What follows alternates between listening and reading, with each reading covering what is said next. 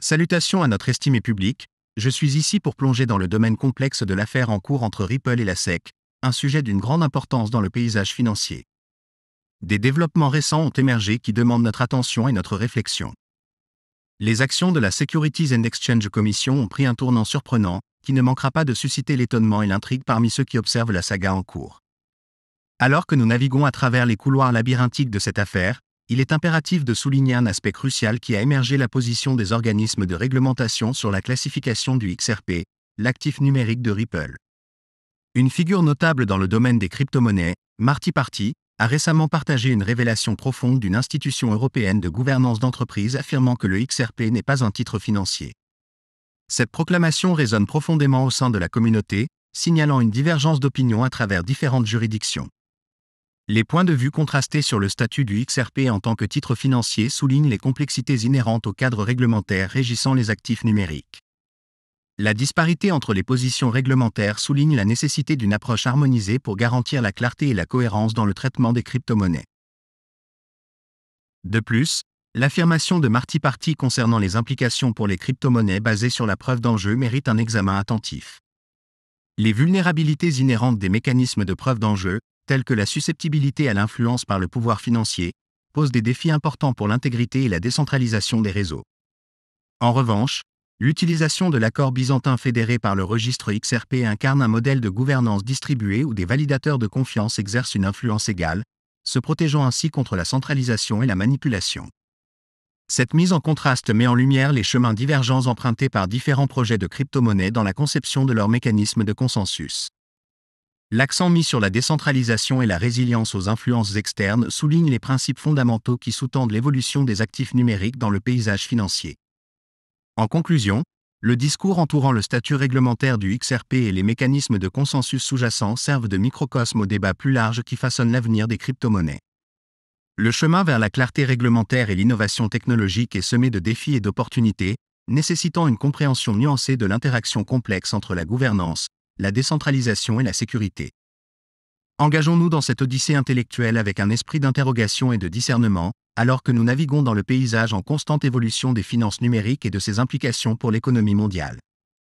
Dans le domaine de la surveillance financière, un récent développement a émergé qui a laissé beaucoup stupéfaits. La Securities and Exchange Commission, SEC, a pris une décision audacieuse dans l'affaire Ripple en cours, réclamant une somme substantielle d'amende. Bien que les subtilités de cette bataille juridique n'aient peut-être pas été au premier plan des discussions, il est crucial de se plonger dans les nuances de la situation. Le XRP, l'actif numérique au cœur de la controverse, a été jugé par beaucoup comme ne relevant pas de la classification d'une sécurité. Cette clarté a permis à Ripple, l'entreprise derrière le XRP, de mener ses activités mondiales sans entrave.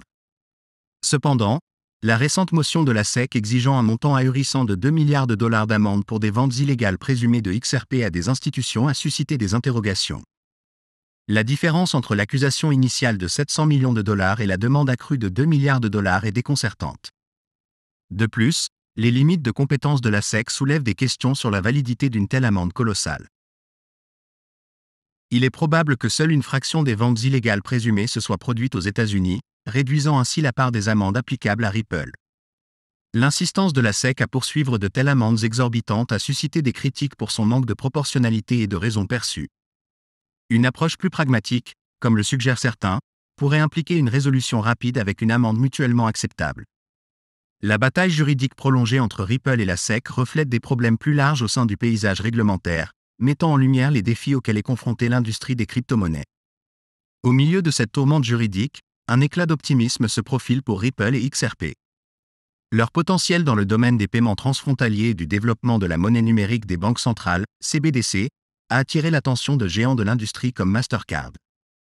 Les partenariats stratégiques et les discussions avec les gouvernements pour les initiatives CBDC soulignent la pertinence de Ripple dans le paysage en évolution des paiements numériques.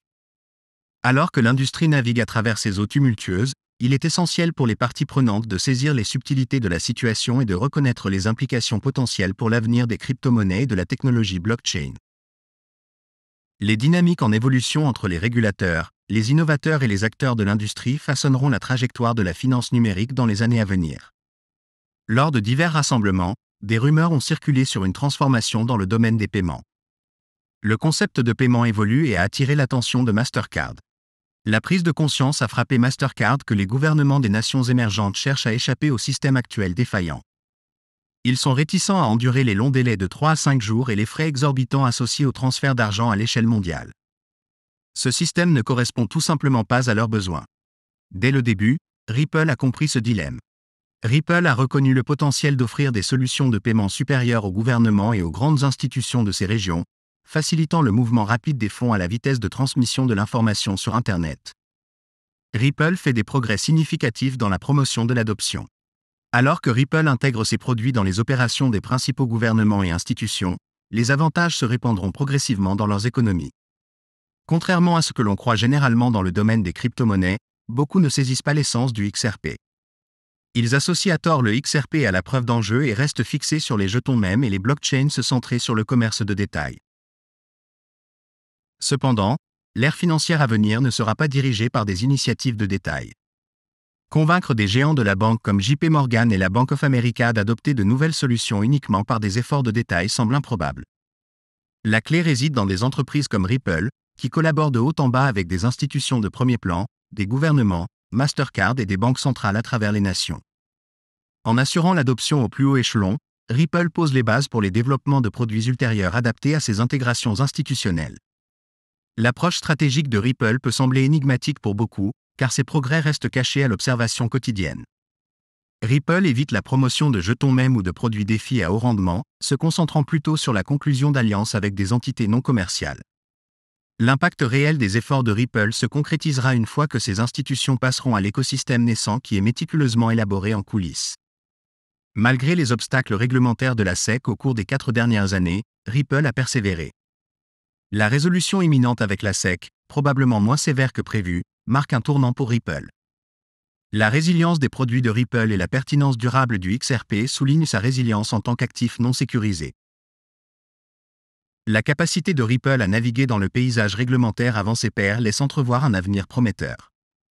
Alors que l'industrie plus large des crypto-monnaies est aux prises avec des incertitudes réglementaires, Ripple est prêt à faire avancer son infrastructure avec une clarté retrouvée. Alors que Ripple dévoile l'infrastructure qu'il a construite avec diligence, l'industrie assistera à l'aboutissement de sa vision stratégique. En conclusion, le chemin à venir pour Ripple est chargé de promesses et de potentiel. La toile complexe de partenariats et de collaborations institutionnelles tissées par Ripple annonce une ère transformative dans le paysage financier. Alors que Ripple continue de naviguer les défis réglementaires et de renforcer sa position, l'industrie dans son ensemble saura apprécier la clairvoyance et la résilience qui définissent la trajectoire de Ripple.